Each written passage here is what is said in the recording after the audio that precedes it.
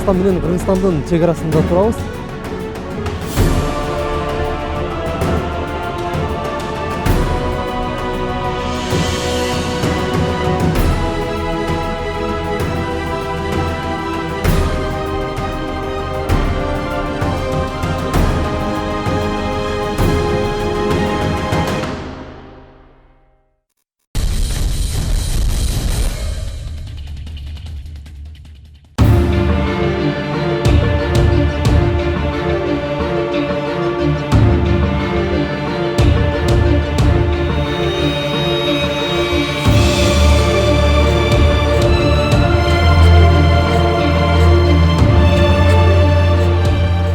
Биз Казакстан менен Кыргызстандын чек арасында турабыз.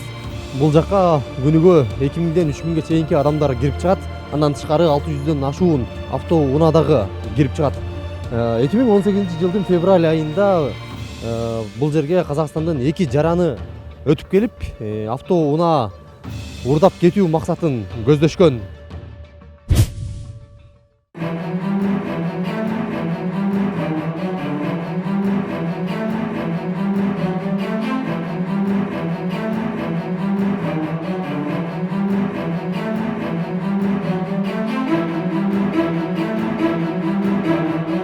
Эмне болгон чоочун жандар, эмне максат менен келишкен? Телевизор программасынын чыгармачыл тобу бул окуянын изи менен кененирээк алдыңкы мүнөттөрдө.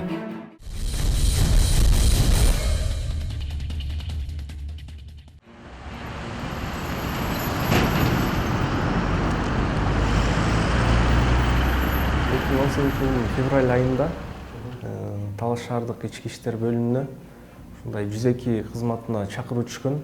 2 бейтаныш адамдар тарабынан бир жаранга кол салуу фактысы болуп атат деп. Говду Дүзүнү Женалиев. Ыкчам топ 59-кварталда каргачылыкка. Билдирүү түшөр замат атайын топ айтылган дарекке жөнөп кетишти.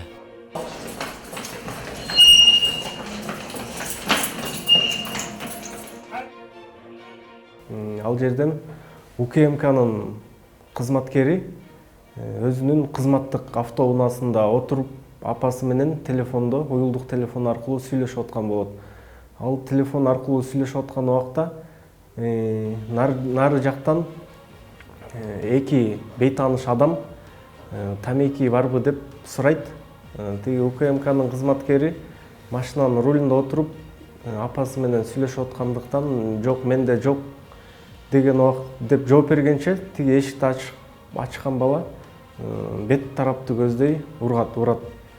Тиги ошол жерден коркунуч туудуруп жатканын көрөт дагы машинанын рулдан качып, рулдан түшүп, элден жардам суроо максатында сыртка качат. Айдоочу унаадан качып чыккан соң аны кууп жетпей калган кылмышкерлер кайрадан унаага келишет. Бирок унаанын ачкычы чип аркылуу болгондуктан аны от алдыра албай коюшат.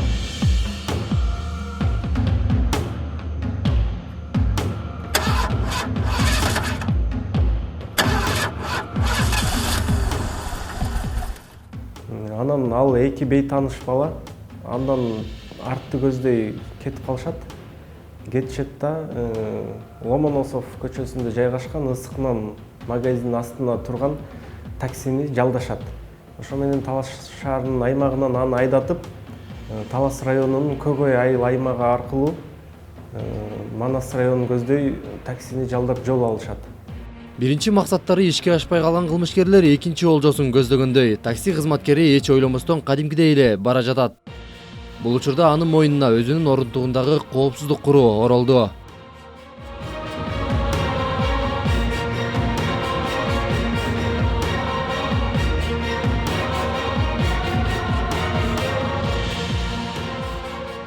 Анан кыкынтып туруп, тиги бала эс алып калган убакта баланын колу бутун байлап, арткы орундукка байлап туруп жаткызат да машинаны өздөрү айдап кетишет.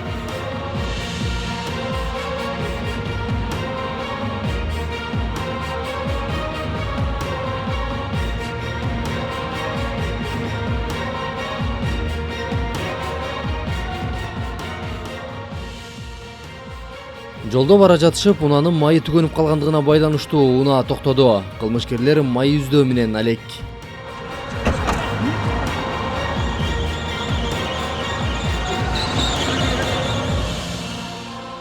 Андан соң ошол убакта үйлөрдү таңкылдатып бензин сурап жүргөн убакта тиги колго түшкөн таксинин айдоочусу өзү аракет кылып отуруп, коркунуч алар буну өлтүрүү максатында алып бараткандыгын сезип, колун эптеп өзү алдыга алып келип бошотот колун. Убакыттан пайдаланып, колдорун бошотору менен унаадан качып чыккан айдоочу дароо милиция кызматкерлерине билдирүү жасады. 102 номери терилди.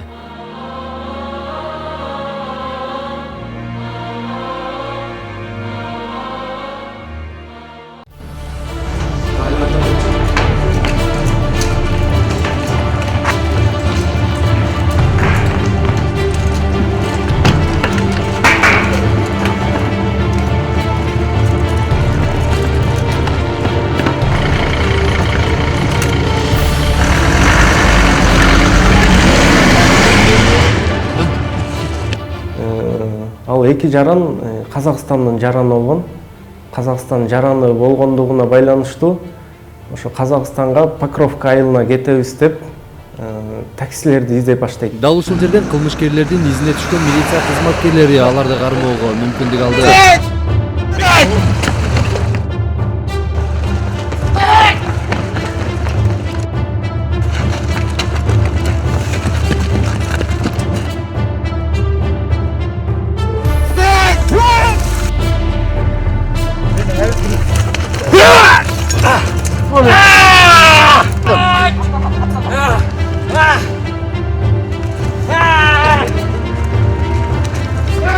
Акырак.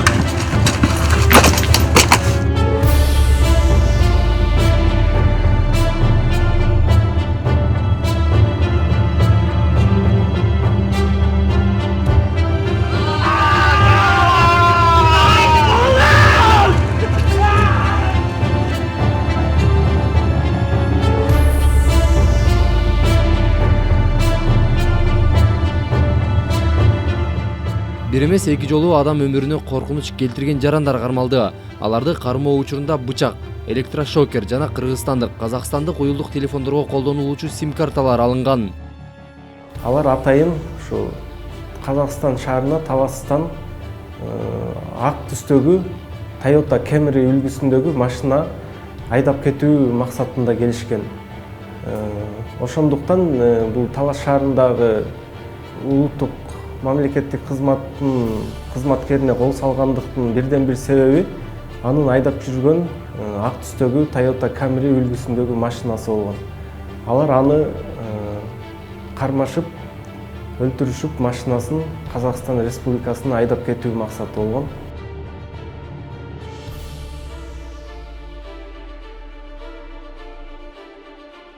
Булар окуя тууралуу өздөрүнүн кылгандыгын толугу менен мойнуна алышкан. Ошондой эле буларга Кыргыз Республикасынын кылмыш жаза кодексинин 168 беренеси менен, мындайча айтканда, каракчылыкка аракет жасоо беренеси менен кылмыш иши козголуп, Талас областтык ички иштер башкармалыгынын убактылуу кармоочу жайына киргизилген.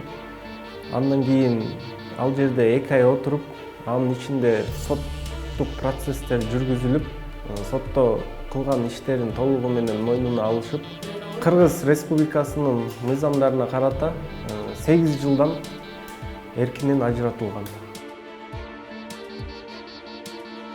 Өзгөнүн өмүрүнө коркунуч келтирүү менен өзүңдүн күнүмдүк оокатыңды жүргүзүү эртеңки келечегиңди темир тор артына калтырып жаткандыгың деп бил. Кандай кылмыш жасаба, баары бир чындык нуру туман артынан сурулуп чыгаары, бышык жана сөзсүз жасаган терс аракеттер үчүн жооп берүү керек болот.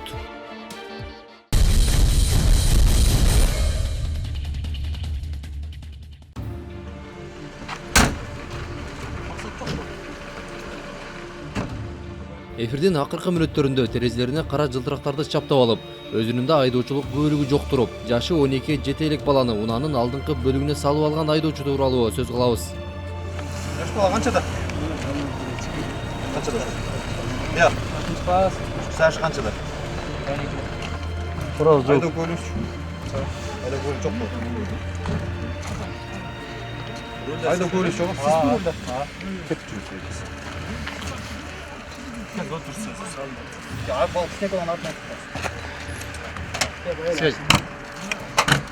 Мына урматтуу телегөрүүчүлөр, бул кара түстөгү Жигули авто унаасы бардык терезелери караңгылатылган. Мунусунан дагы айдоочулук куәлиги жок экен. Азыр инспекторлор андан башка дагы документтерине көз жүгүртүп, андан башка документтерин дагы тактамакчы. Авто унаа азыр айып короосуна багытталды.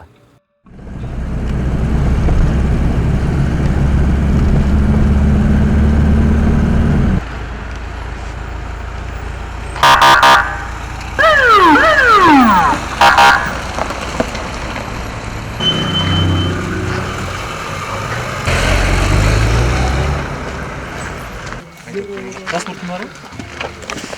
Өзүңүздү далилдей турган эмне документ бар? Паспорттар. Паспортун берсең. Сизге азыр мыйзам боюнча 3 протокол түзүлөт. Кийинки баланы талоопсуз 22.8 пунктун бузуп атасыз. 12 жаштан өйдө салышыңыз керек болчу. Коркунуч жаратып атасыз да кичинекей бала. Канчадасың мына? Канчадасың? 11-деби? Я 11 экен. Уктуңуздар. Айда окуңуз кантта? Шагал калыптыр. Барбы негизи алгансызбы? Эме берип коесузбу? Акт берип коесузбу? Иә.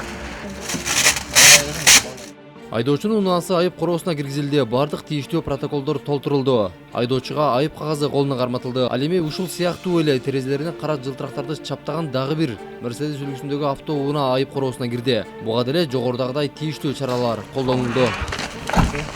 Почему?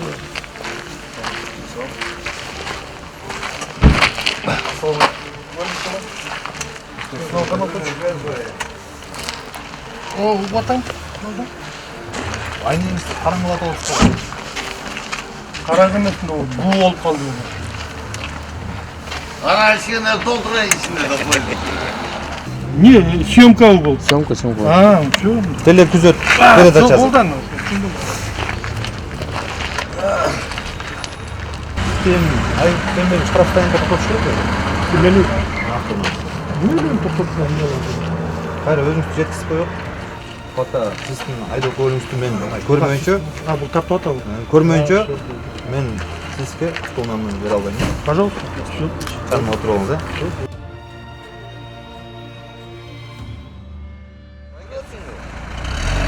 Allah çoluk gördün mü? Kutusundan ilk taşıyla жүрүп. Beri akıl koyma gari. Deme, dokumenti yok ki meli. Getirdi ana. Kayra akıl koyma beri.